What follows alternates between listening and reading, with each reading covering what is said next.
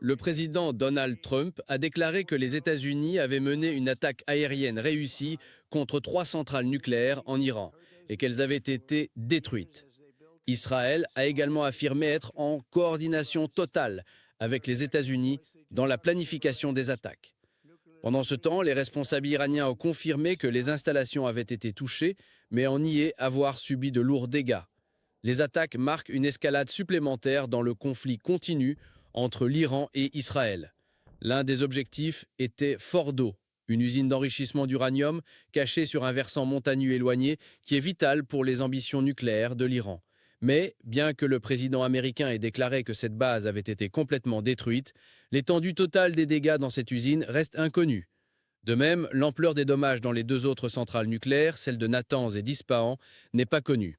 L'Organisation iranienne de l'énergie atomique a qualifié le bombardement des 3 centrales nucléaires de violation barbare du droit international.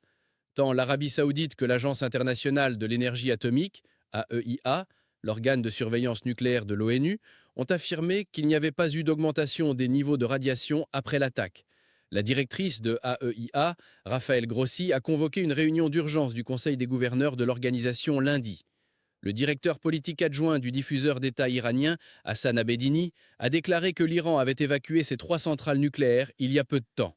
Le ministre iranien des Affaires étrangères a averti les États-Unis que leur attaque contre Fordo, Ispahan et Natanz aurait des conséquences éternelles. Il a déclaré que l'Iran réservait toutes les options pour protéger sa souveraineté.